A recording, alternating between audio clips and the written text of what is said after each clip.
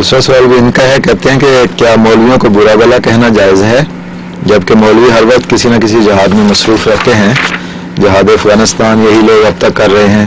پاکستان میں پچھلے دنوں الیکشن کے دوران مولویوں کو بہت برا بھلا کہا گیا اور لعن طعن کی گئی، اور آپ کی جماعت تو پہلے دن ہی سے مولویوں کے خلاف ہے اور لوگوں کو ان سے بزن کر رہی ہے، اس کا کیا جواز ہے جبکہ آپ حقیقی مسلمان ہونے کا دعویٰ کرتے ہیں؟ جواب یہ ہے کہ انسان کو تقویٰ سے کام لینا چاہیے۔ جو کوئی اچھا کام کرے، دشمن بھی اچھا کام کرے تو اس کی تعریف ہونی چاہیے، اور یہی قرآن نے ہمیں سکھایا ہے۔ قرآن کریم نے بعض دوسرے لوگوں کی بھی تعریف فرمائی ہے، ان میں بھی اچھے لوگ ہیں۔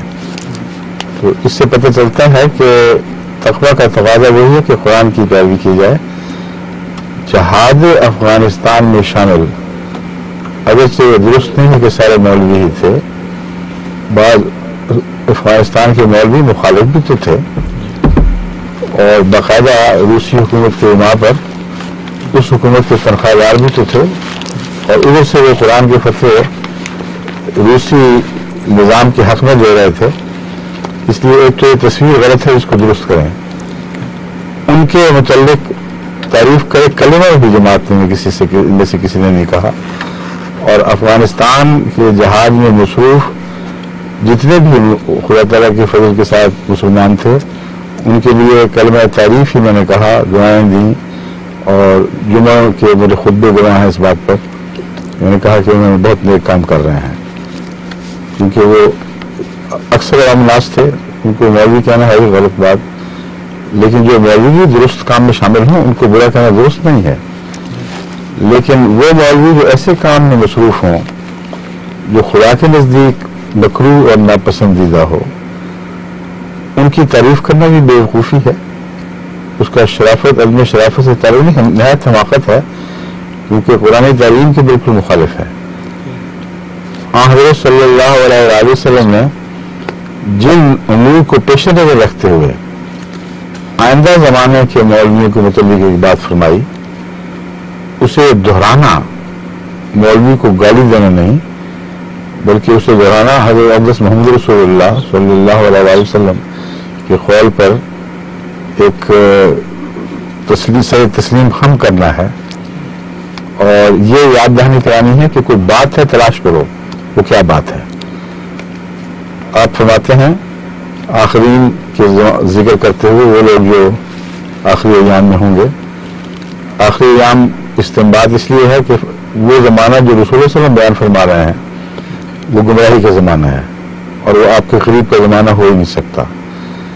اس کے متعلق فرماتے ہیں مساجدہم عامرۃ وہی خراب من الہدی،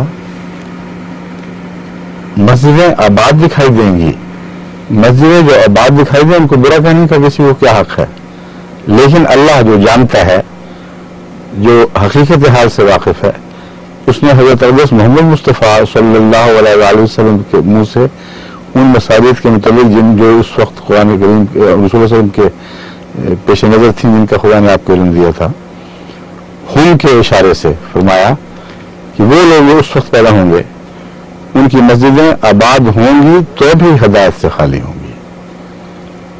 پھر فرمایا علماؤہم شر من تحت عظیم السماء، کہ علماء جو اس زمانے کے علماء ہوں گے وہ آسمان کے نیچے بدترین مخلوق ہوں گے۔ اور یہ اتنا سخت کلمہ میں نے تو نہیں کہا،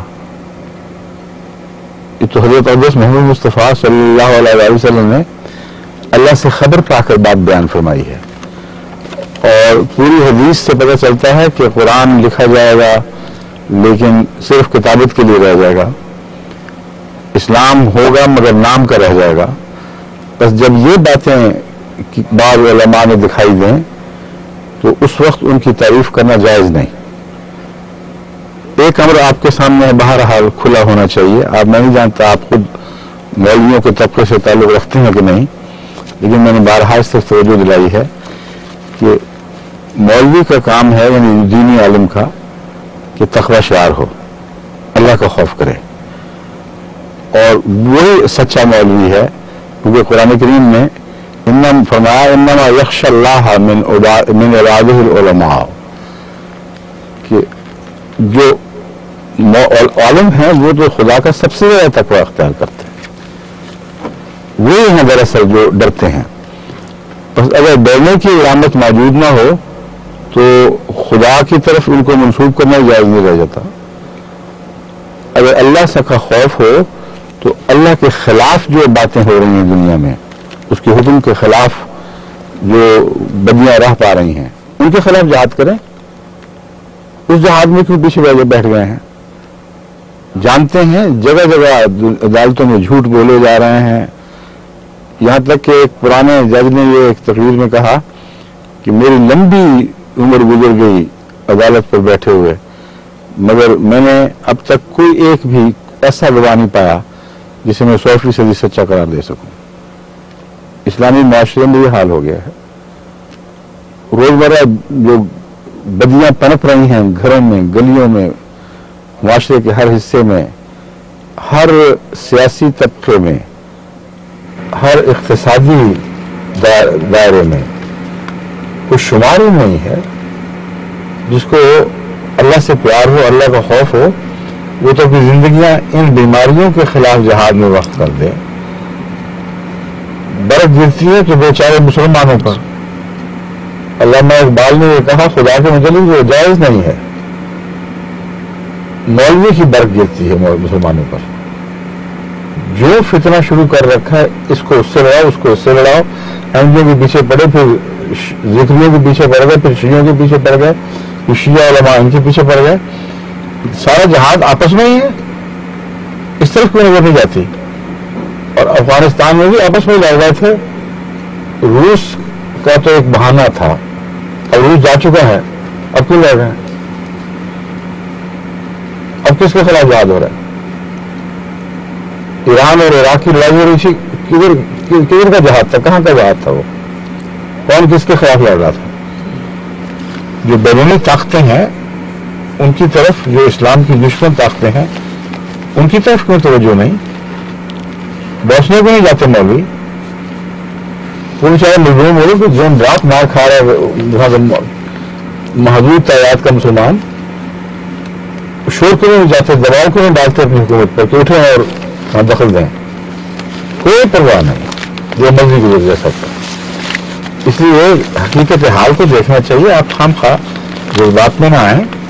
تعریف ہر اچھی بات کی ہونی چاہیے جو کسی میں پائی جائے، اور جو بری بات ہے اس کی طرف سمجھانے کی نیت سے اشارہ کرنا، نشاندہی کرنا ضروری ہے.